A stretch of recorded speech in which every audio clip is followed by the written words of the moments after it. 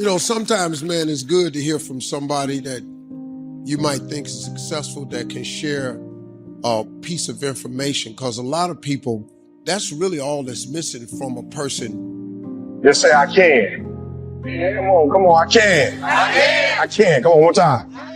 Yep, I will. Yep, I must. Develop the ability to act. Take action. Not hasty if it isn't required, but don't lose much time. Here's the time to act. When the idea is hot and the emotion is strong. We do our best when our destinations are beyond the measurement. We aren't thinking of the finish line, nowhere in process the approach is the destination, and we are never finished. Some of you just got to begin to believe. For some of you, what I want you to do is throw something on a wall. Every time I see you, I say the same thing because I think we overcomplicate it. It's the power of the choice, the power of using the people around you and not being afraid of failing, but being afraid of not trying. You can't just talk about wanting to win. You have to prepare to win, and you have to expect to win. Going from this level to the next level, it's just a piece of information. It's not money, it's information. Because being successful is just knowing the principles of success. Like, if you understood a very simple principle, the principle of gratitude, do you understand that if you were to wake up every day and go down the list of things and just tell God what you're grateful for? Don't wake up a single day without going down the list of things you're grateful for. It could be something minute. You know, waking up, you should really thank him every day, because I don't know if you notice or not, you really don't have the ability to wake yourself up. You really don't. A lot of alarm clocks go off and people don't answer the bell. I don't care if you got to listen to me 1,000 times. I need you to get crystal clear about your future. Because the only reason why you are here, the only reason why you're alive is because you have work to do. And you got to figure out, why on earth are you here? What is your destiny? What is the dream that God has given you? You got to have like a shark mentality, because if a shark swims backward, it dies. A shark can only move forward. And so I need you every single day you wake up to smell blood and go after that dream. Come on, you ain't hungry no more? Next 100, I need you to stay focused. Why? You should still be hungry. What have you eaten that got you satisfied? What have you done? What have you accomplished that got you so full? I have too much to accomplish. Your alarm clock can go off, but God has to shake you, to wake you, so you hear them. That's, you know, it's not the alarm. So if you wake up every day and you go down the list of things that you're grateful for, what God does in return is he gives you more things to be grateful for, because he's a very wise and generous God, right? If you're not grateful for the things I've given you and you have no gratitude for it, and that seems to be really mundane to you, it's burdensome, why would I overload you with some more stuff that you ain't grateful for? See, gratitude, man, people don't understand how important that little thing is. Even if you don't have a plan, even if you don't know what your next move is, if you just woke up every day and just thanked him for just all the things you can go down, the next day, the very next day, to be satisfied with where I am right now. I have too much on the line. I have too many people depending on me to win. I must stay hungry. You got to get hungry, hungry, hungry, hungry. Eliminate all distractions. Eliminate all distractions. So you got to have a goal. You got to have a dream. You got to get hungry. And then you got to get real disciplined. Because motivation will get you going. A speech will get you fired up. But discipline is going to give you the power to stay committed to whatever that goal is. You don't belong at the bottom, and it's time for you to get your butt from down there. It's time for you to stop being comfortable at the bottom. Get your butt up and get to where you're supposed to be. The Bible says he was in a pig pen and he came to himself and he went home. Get your butt up. Do not let misery control the life that you have. Do not let anyone tell you how to live. And do not let anyone validate your purpose. Do not let anyone validate your destiny. Someone told you a long time ago that you wasn't worthy. Someone looked you in the eye and said, He wasn't going to make it I say to you right now that you will make it I say to you right now that you must make it I say to you right now that you must tell excuses, fear, and doubt that it has no place in your place of business. For this is your life that you are fighting for. This is your life that you are living for. And make no mistake, no one is going to do you better than you. That's the time to act. You say, Mr. Rohn, I'd like to have a library like yours. See if you feel strong about that. What you got to do is get the first book and then get the second book. Before the feeling passes and before the idea gets dim, action pronto, action immediate, action as soon as possible. Because if you don't, here's what happens. We call it the law of diminishing intent. We intend to when the idea strikes us. We intend to when the emotion is high. But now if you don't translate that into action fairly soon, now the intent starts to diminish. And a month from now, it's cold. A year from now, can't be found. So act.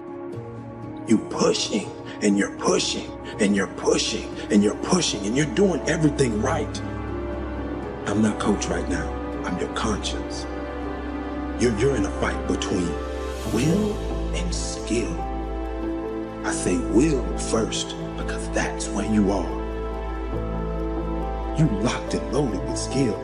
You practicing every day. You putting in your work. You buying everything. You making the investment. You living your dream. You walking like your dream. You surrounding yourself around your dream. You got mentors, everything. You putting your work in. You got your skill. Now it's a test of your will. It's a mindset thing you in right now. It's a mindset thing because your challenge ain't moving. Your mountain is not moving. You don't feel like you're making any progress. You're not physically moving when you see everything else around you and other people around you moving. You're not making progress. You're in the test of your will right now. Don't wait for something to happen. You make it happen. You make it happen for a reason and take full responsibility and control of this thing we call life.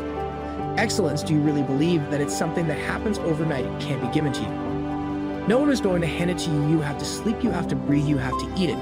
Every single day of your life, applause, until you achieve that greatness. When we talk about excellence, we are talking about an obsession to outwork and outperform.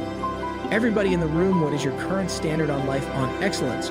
Or how you pursue things, how you operate, basically when you show up. Set up a discipline when the emotions are high and the idea is strong and clear and powerful.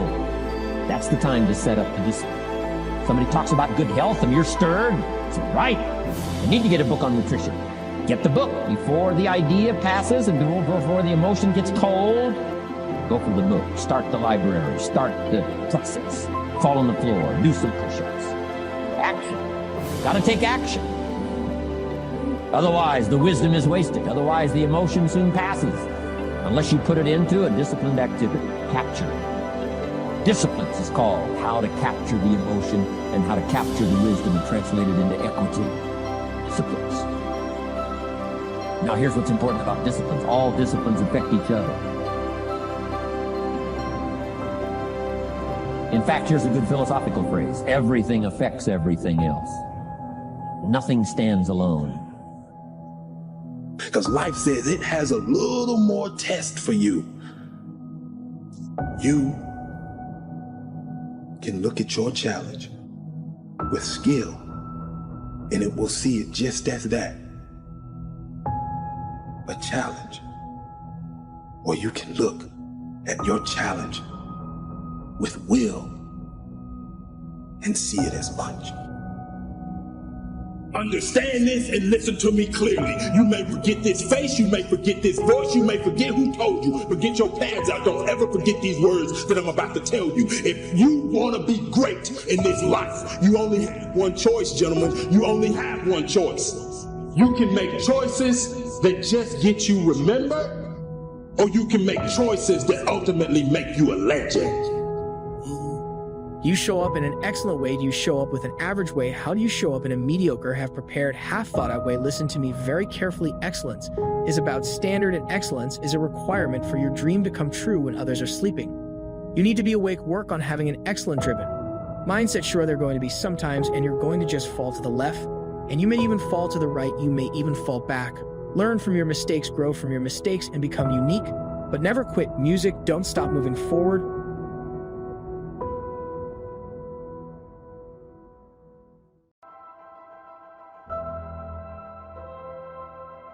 It's a day to define who you truly are inside.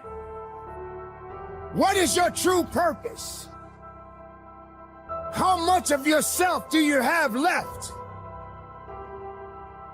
Is life really that bad? Do you really think it's that tough? You know, we all go through pain. We all go through pain. We all go through something. We all go through our go-through. I wouldn't have time to tell you about all the trauma that I went through in my life. But I just figured since I went through so much trauma, I might as well use the trauma to make all my dreams become a reality. You just have to do it. You have to go. You have to take that first step. You have to push. You have to drive. You have to strive every time to get a little bit better. You have to strive not to fall prey to your own doubts and insecurities. What is it that gives your life a sense of meaning and purpose? Because once you find that, it puts you in your power place. See, if you know what your life work is, I encourage you to start working on it. If you can't do it all at one time, do just a little bit of it. And if you don't know what it is that you showed up to do, if you don't know why you're here, I encourage you to find out what your purpose is here. What is the meaning of your life? What will be different? Have you ever asked yourself that question? I've done that. I remember coming from a friend of mine's funeral and I was reflecting on how much time I had left. And I went for a walk in a park thinking about this guy whose life was so promising. And I mean, he wasn't an old guy. He was quite young, in fact. And I thought about all of the things that he said he was going to do, and he never got a chance to do those things. And I started thinking about my own life and how much time I had left to do the things that I would like to do. And at that time, I wasn't sure what my life purpose was, what my life's work was. I wasn't sure about it at that time. And I thought about it quite a lot. All right, so you wrote it down. Two types of people. So you got my homie that called me the other day. Like, I'm like, this is blowing my mind. I'm like, God, I'm the #1 motivation in the world. Like, I don't know why you're calling me and you're not getting personal development from me. Well, this is what I just said. This is my best friend in the whole wide world. This dude, very close. Like, this is the dude I trust with my wife and my kid. Like, this is the person that my dreams, like, he helped me with my dream. I said, why are we on the phone talking about deficits right now? Why are you doing that? Do you know people who don't know me and I'm not their best friend in the whole wide world have gone through one of my programs and now they killing the game, and you know me and you're not killing the game? Like, why are we on the phone talking about, okay, so we're gonna you wrote down your goals and your dreams. I want you to write down on the other side what's keeping you from those, and just be real. I had some idea, but I wasn't convinced, and I don't think I felt worthy. I didn't believe that it could be me to do this kind of work that I'm doing right now. And I say to you that if you begin to take a conscious effort to find out what it is that you're supposed to do, I say that it can literally save your life. I said that it can literally save your life. 85% of the American public, according to recent studies, are going to jobs that they hate, working on jobs that do not challenge them. Because I want to talk about the conversation he and I had. Because what's keeping you from that, we're going to have to talk about that, and we're going to have to deal with that today, and we're going to have to finish that for the rest of our lives. So 2 types of people, right? So we're on the phone, I'm like, yo, God, do me a favor. Like, can we stop talking about your reality? I'm not interested. I'm like right now in marital bliss, and you trying to bring me back to divorce. Like, you talking about your marriage and where it ain't. I don't want to talk about that right now. I'm in bliss, so don't bring me there. I'm a multimillionaire. You talking about you're not making enough money to take care of you. I don't want to talk about that talk. Can we talk about your dreams and goals and get to them? So we're having a conversation, right? And so I said, look, just stop, right? Just tell me, what are your dreams and goals? You're like, to be a multimillionaire, do this with my wife, take care of my kid. I said, okay, let's talk for a minute. Let's talk. But do you know what it takes to be a multimillionaire? He's like, absolutely. And I'm in the industry, as a matter of fact, where in another 3 months, if I do what I'm supposed to do, I can actually make. I said, what? You're in the industry that you can do what?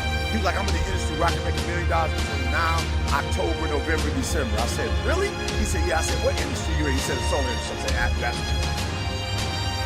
And as Joe Namath said, if you aren't going all the way, why go at all?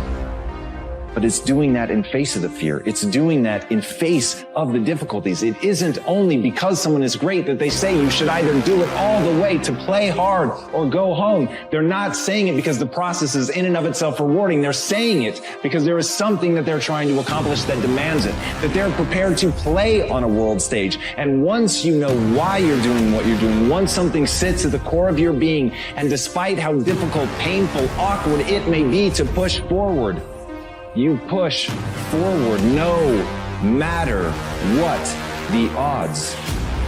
And as Hannibal said, one of the greatest military leaders of all time, I will either find a way or I'll make one. And he said that as he was getting elephants across the Alps. Life cannot apologize. Life will continue to go on. You just happen to be a part of it. But you only got so much time. So you can't waste it. You can't concern yourself about things that you have no control over. When it starts to get tough, you must get a little bit tough. You must understand that you are not the only one in this world that's got a story to tell. The stage is set. And it's time to rock and roll. You are walking into an arena, and you must be ready to work. There can be no weakness. There can be no excuses.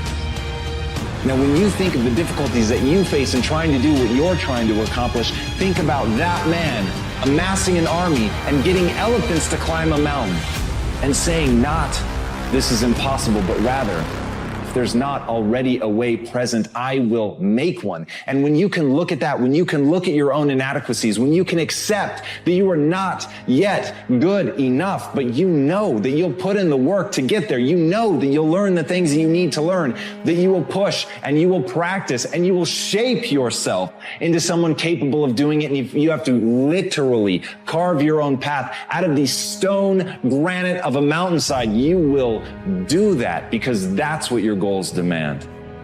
And when you're prepared to do whatever your goals demand, you will accomplish whatever you set your mind to. The application and how you apply it will determine the outcome of your success. This place of business, you cannot mess around and play games with it. This place of business is where you pay your dues. You earn your keep. You do what's necessary to push every rep, because the repetitions are gonna come down on you really hard. For every rep, there will be a significant story to tell. Will you be able to push the next rep? Will you have just a little bit more power to get the next one?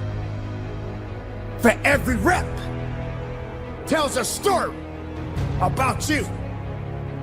As Ernest Hemingway noted, the world breaks everyone, and afterward, many are stronger in the broken places. But my question is, why isn't everyone? To me, it comes down to the strategies that you use. There really isn't anything objectively good or bad. There isn't anything that happens to you that can't be overcome. There isn't anything that could happen to you, anything that when you turn inward, you can't find a reason to overcome. You can't find a way to put those pieces back together, and that becomes your job. It becomes literally up to you whether you're going to sit and wallow and woe is me, because what happened, happened, and there's no way to take it back. But how you respond, what you bring to that table, whether you meet fire with fire, whether you meet that adversity with falling apart, becoming weaker in the areas that broke, or you bind them and mend them, and it becomes like a weld that literally makes you stronger.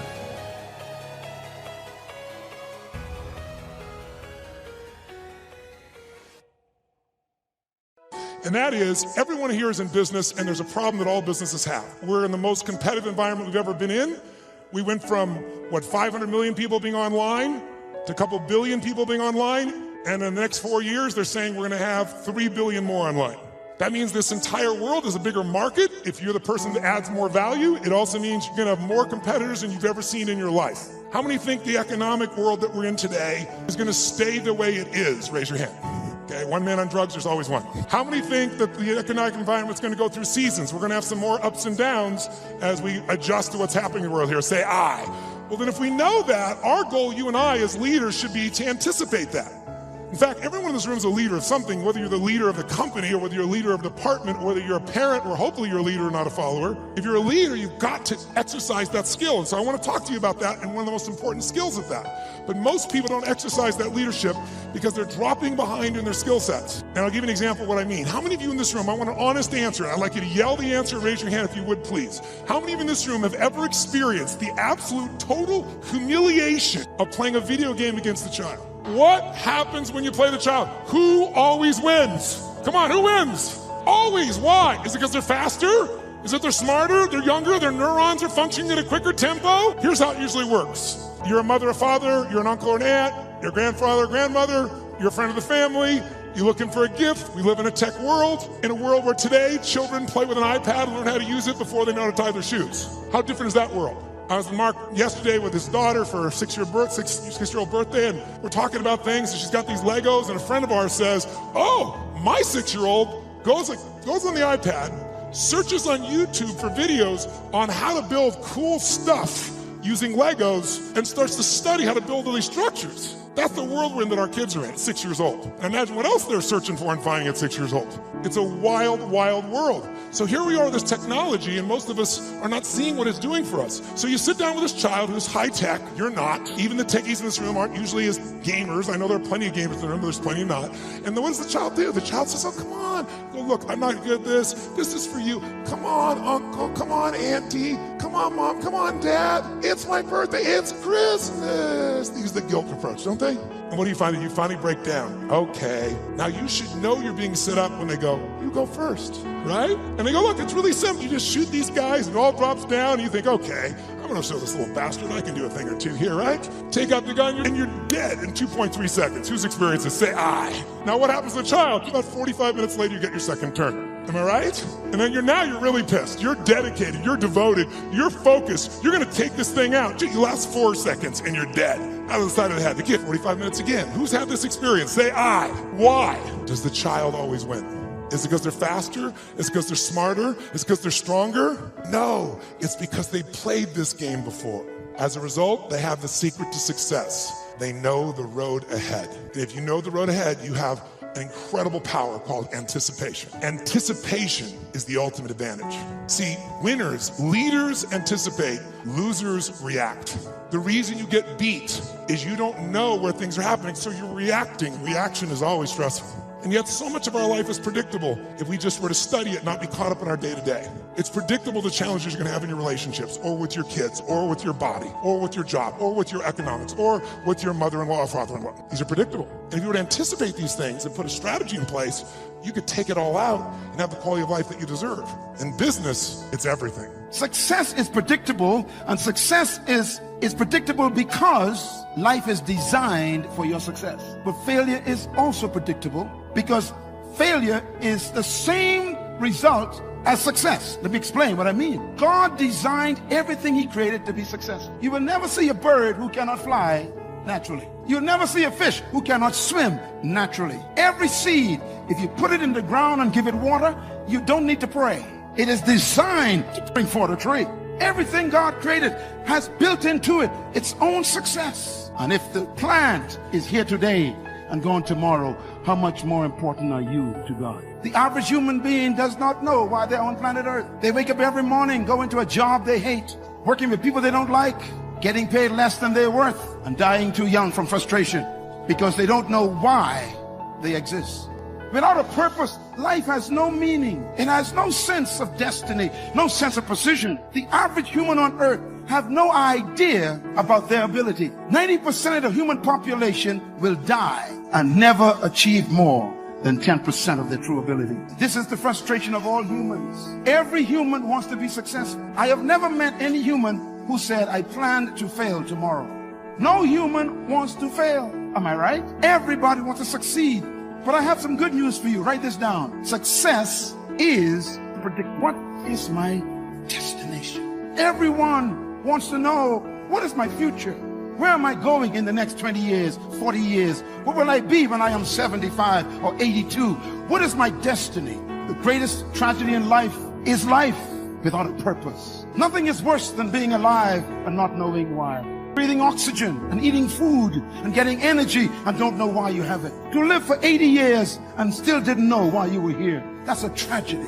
Your success is important to God. God needs you to succeed.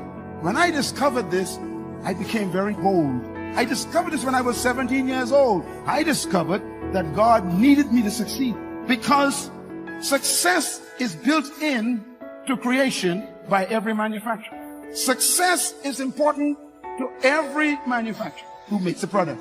So the success of the product is necessary to protect the reputation of the company. So the worst thing that can happen to a manufacturer is when his product fails. His entire reputation and company can be destroyed. So success is necessary for the manufacturer. You are a product, and the first thing the manufacturer placed on you is his image.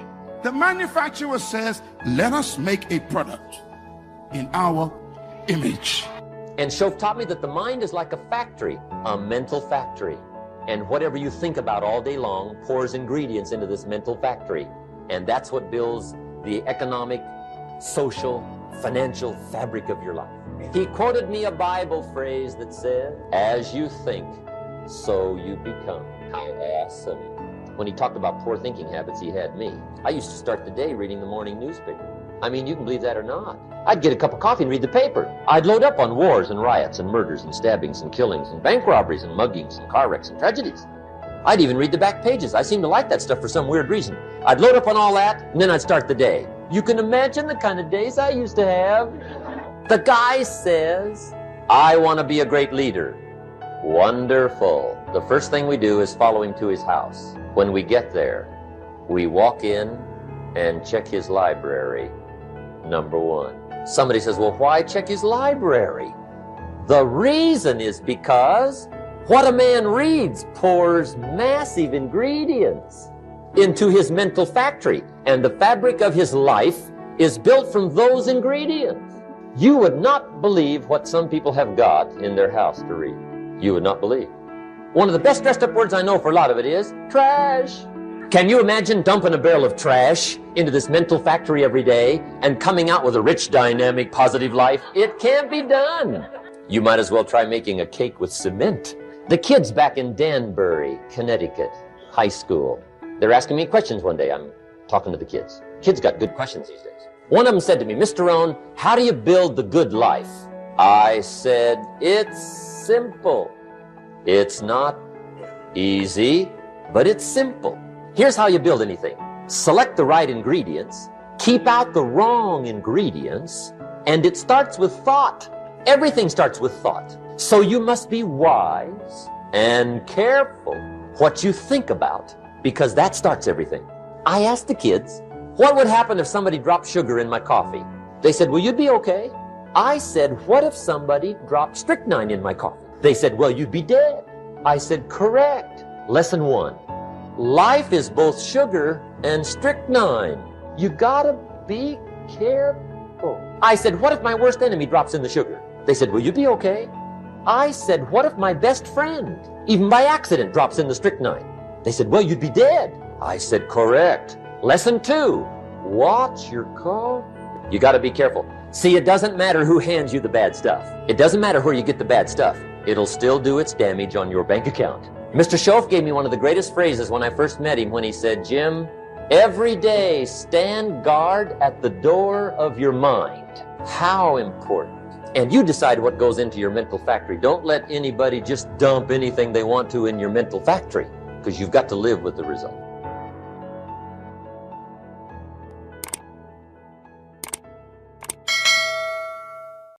It says, if you search, you will find. So make the note, it's good. Finding is reserved for the searchers because they deserve it. Now, at first they may have needed it, but they now know that just needing it is not sufficient. But if they need it, now they must qualify for it. The reason why you're going to be blessed with good ideas this weekend is because you've come searching.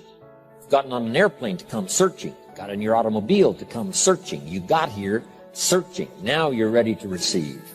And for those who search, they will find answers. They will find plans, imagination to stir yourself into action for future benefit. So if you search to find a good idea, you must go looking, go searching. You've got to go to church. You've got to go to class. You've got to go to the seminar. You've got to go to the library. You've got to go to the books if you wish to find. Rarely does a good idea interrupt you. Rarely. But if you will search, you will find. So we get not what we need, but we get what we deserve. It says if you ask, someone has an answer. If you keep asking, the answers belong to you, because by virtue of asking, you have qualified. So we don't get what we need, we get what we deserve. The mother on welfare should be taught in some small manner that hopefully she can begin deserving the welfare check. Not getting it because she needs it, but now starting to get it because she deserves it. If the welfare worker says to Mary, I brought a bucket of paint and a paintbrush, and the next time I come, if the door is painted and the fence here in front is painted, I give you the check for $450. Not that painting the door and painting the fence is worth $450. It's not worth that much, but it is the beginning of the process. So make that note. I want to begin the process of deserving. What would that be? What process should I begin engaging in to deserve good health, to deserve a good relationship, to deserve prosperity, to deserve an enterprise, to deserve the opportunity to build a city? What must I do to begin the process of deserving? So now the welfare worker comes back and the door is painted and the fence is painted. And now Mary gets the $450 to help take care of her children, not because she needs it, but because she's beginning to deserve it. Then the welfare worker thinks of some other project. She said, Mary, if these weeds are gone and this little garden is cultivated, when I come back, now that the door is painted and the fence is painted, if the weeds are gone and this little garden is cultivated, you get the $450. And step by step, a new life is emerging, learning the process of deserving it, not just needing. We teach our children at home, right? Child says, I need $10. So that language doesn't work here. There's plenty of money here, and the vaults are full. But to say I need $10 is not how you open the vault. So the child says what? Wow, how can I get that $10 that I need? So here's what they learn to say. How could I earn $10? Now the vault opens up. Now the money starts to flow. How could I earn $10? What could I do to earn the money?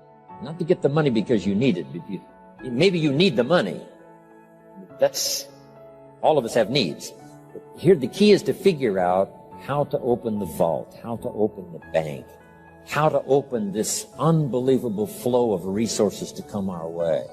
And here's the key: to deserve it, not to be. You can't walk out to the field and say to the field, I need a crop. Here's what the field says. Here's what the ground says. Who is this clown that brings me his need but brings me no seed? So jot that down. Take your seed to the marketplace, not your need. Don't disclose your need to the marketplace, only your willingness. We'll talk about that a little later today. Because the marketplace is not interested in your need, but they are interested in your seed. They're interested in your willingness to work. They're interested in your disciplines. They're interested in your eagerness. They're interested in your vitality and your work ethic. That's what the marketplace is interested in. Not your need, but your seed. We get what we deserve. You shouldn't put money in a house. You should put money in your brand. You should put money in the marketing. You should promote yourself, not put money in where you and the kids live. Right. Why is that a mistake? Because it's dead money. I mean, it can't, a house can't make you money. A house does not make you money. The only reason people think a house makes them money is they're comparing it to, if I rent, that costs me money. But, you know, if you need to go to a hospital, you don't buy the hospital. You rent a bed to get out of there as fast as you can. If you go on a trip, you go to America and you want to go to Disneyland, you don't buy the hotel, you rent a room. And nobody thinks poorly of that. They're like, yeah, I'm gonna go there, use the place and get out. That's what you should be doing with your living. Find a place where you can rent. Pay rent monthly. Don't own the house. And take all the money that you would have put in that house purchase, down payment, extra money, fixing it up. Use all that money to improve your business and yourself so that you can get more money.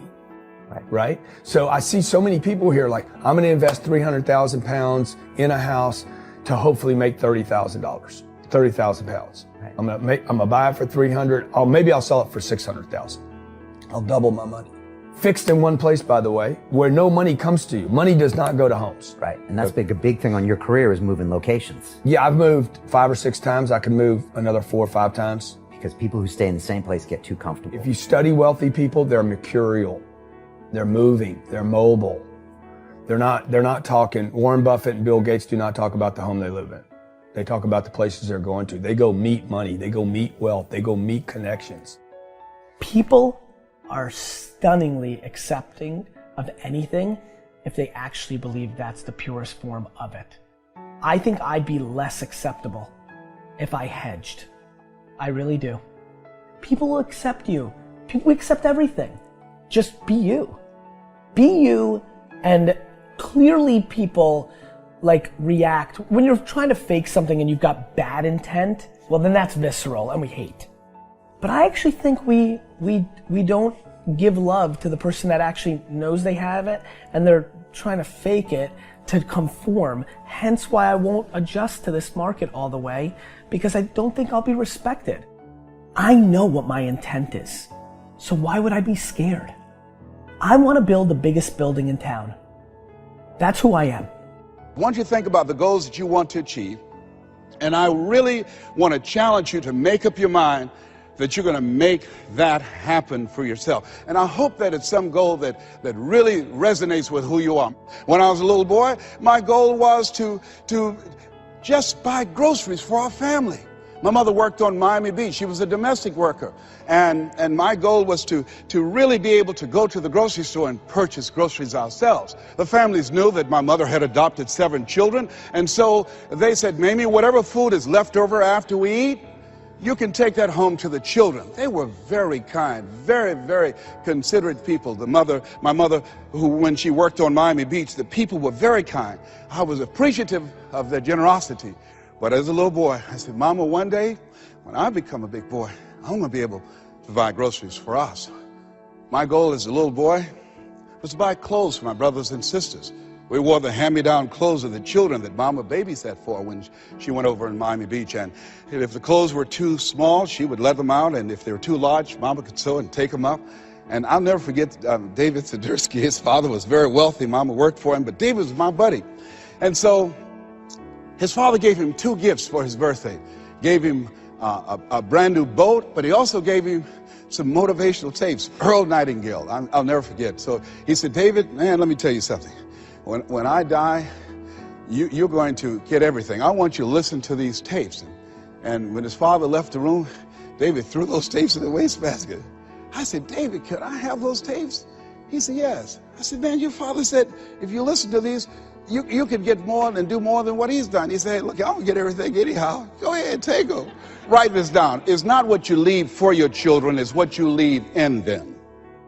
You have something special. You have greatness within you. And the only reason you're here, you are my assignment. You can feel me. Some of you feel me right here in your heart of hearts. And my goal is to get past your mind and into your heart. So it's necessary that you have the mindset that I can do this.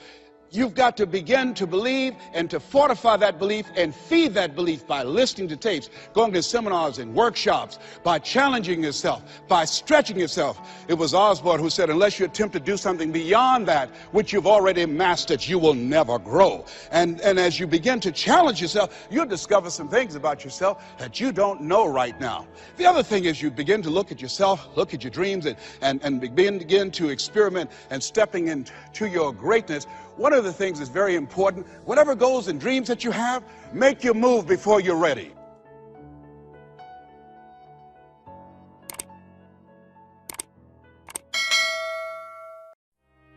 Just because it seems like God is too late doesn't mean that He's not going to come through.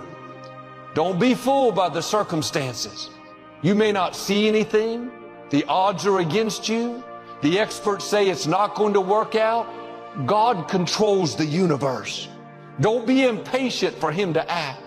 Keep believing, keep praying, and every blessing that belongs to you will show up. You won't have to go after it. It's going to come to you. It's going to happen at the time God has planned. If God can pick me up and dust me off, I bet you he can do the same thing for you. But he can't do it if you don't come to him. You got to ask him for help. God wants a relationship with you. He don't want you to call him every 6 months. He want to hear from you, man. He just want to say, hey, man, God, I appreciate you today. Thank you for waking me up this morning. And the cool thing about God is you ain't got to clear it with nobody. You don't need an appointment. You ain't got to see if he available. He open 24/7. He here all the time. I'm telling you, man. Look at me. You gotta have God. I'm telling you real. You try this without God, you tripping. You tripping. You do this without relationship with God gives you the tools and the weapons to handle life. You can stop thinking that life finna be easy, cause I got news for you, it ain't. That's a false hope to think you're gonna have a wonderfully carefree life. That's unthinkable. I made a t-shirt that said, faith don't make it easy. Faith makes it possible. You just need some faith, man. You got to call on God, and when it look like he ain't coming, you got to keep calling on him. See, the moment you call, let me teach you this one lesson. I'm gonna let you go, I promise you. This is short. The way it works is, when you ask God for something, he boxes it up and he delivers it to you immediately. He ships whatever you asking for. If you believe it, he boxes it up and he ships it immediately. The problem with the package, he never tells you the date that the package is going to arrive. If you send it to me in 2020, I'm gonna be here for it. If it ain't coming to 2025, but you know what? He got some pretty good boxes. And I want every box that's got my name on it. Renew your faith. Keep praying. God is always coming. Your package has already been shipped. If you're trying to make it in this world without God in your life, you're making it way harder than it's got to be. I'm telling you, man, I did it. I did it without him. It does not work. I flunked out of school. I had a severe stuttering problem. I couldn't talk outside my house. I'm on my 3rd marriage. I lost everything I ever owned twice. I've been homeless and lived in a car for 3 years. You can't tell me nothing about what he can't do for you. Nothing. Let me tell you something, man. I've been bottomed out. I'm talking about flat bottomed out. Nothing. I was talking today with my oldest son. He said, man, damn. Every time I hear about something you went through, I just go, how did you make it? I just kept his faith, man. I just kept believing that God didn't bring me this far to leave me. I just kept hearing my mama as a Sunday school teacher saying little scriptures to me. It didn't dawn on me till I got older. I'm telling you, man, I didn't get a car in my name till I was 38 years old. I was 38 before I purchased my first car. 38.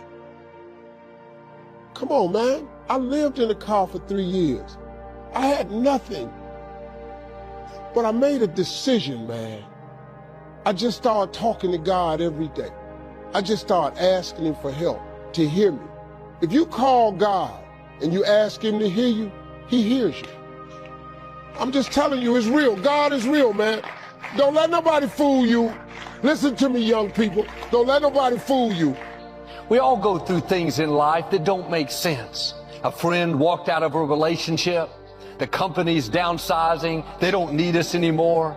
Or we were being our best. Then the pandemic hit. Business went down. Children can't go to school. Dreams are put on hold. Sometimes it feels like we're going backwards. It's easy to live frustrated and think, God, why is this happening? But we're not going to understand everything that happens. God's ways are not our ways. He can see things that we can't see. And just because it's not fair doesn't mean that God is not in control. Your steps are being ordered by the Lord. If He allowed it to happen, He's going to bring good out of it. He promises all things work together for your good. On its own, it may not be good. It wasn't fair. You're uncomfortable. But when it all comes together, you're going to see how it works to your advantage. The difficulty, the delay, the betrayal was all instrumental in you reaching your destiny. But none of us like bad breaks, loss, delay. But without that difficulty, you couldn't become who you were created to be. It may look like a dead end, but really it's setting you up for promotion. That door closed so a bigger door could open. That person that left you, it was hurtful, but it wasn't just their choice. God moved them out of the way so He could bring someone better. Well, that struggle was difficult. You didn't do anything wrong, but you had opposition at work. Your child wouldn't do what's right. It wasn't fair, but what you couldn't see is it was growing you up, developing your character, getting you stronger, more confident, more determined. Without it, you wouldn't be prepared for the blessing, the increase, the new levels that are coming your way. You may not understand what you're going through. You could live worried, discouraged. Try a new approach. God, I don't understand it, but I trust you. I know you're in control. You're working all things for my good. So I'm not going to live upset. I'm going to stay in peace, knowing that you will get me to where I'm supposed to be. There are a lot of things we don't understand, trouble that we've never seen. Like Jesus washed the disciples' feet, you're His disciple. If you would have been there, He would have washed your feet. I can imagine Him doing that today. He's saying, you're going to walk through things you don't understand, see difficulties that you've never seen. There's going to be plenty of opportunities to live upset and afraid, but don't worry, I've washed your feet. I've prepared you for what you're going to face. I've armed you with strength for the battle. It may not make sense, but it's all a part of my plan. God is getting you ready for new levels of influence, new levels of favor, new levels of leadership, new levels of resources. Now make sure you keep your shoes of peace on. Don't panic over the pandemic. Don't fear the unknown. Don't lose sleep over what doesn't make sense. God has equipped you, empowered you, and anointed you. You've been raised up for such a time as this. No weapon formed against you will prosper. You keep walking in faith, trusting when you don't understand, and you're going to walk into blessings, favor, healing, freedom, abundance, victory like you've never seen. I've learned when you stay in faith, when you don't understand, you're going to come into blessings that you don't understand. When you trust God, when it doesn't make sense, you're going to come into favor that doesn't make sense. Could it be that the disappointment you're so upset about is really a blessing in disguise? You can't see it, but it's a part of a divine plan, a critical piece that God is going to use years down the road to take you where you've never dreamed. But right now, that situation by itself doesn't make sense. It seems random, just a bad break, when in fact, it's the hand of God setting you up for increase. Without that challenge, you won't see the far and beyond favor that belongs to you. Trust Him when it doesn't make sense. I know this is not easy. We don't like closed doors, unfair situations, being uncomfortable. But God uses these things to move us into our purpose. It's not just the good breaks that will take you into your destiny. The closed doors are as important as the open doors. The betrayals are just as important as the divine connections. God uses them all.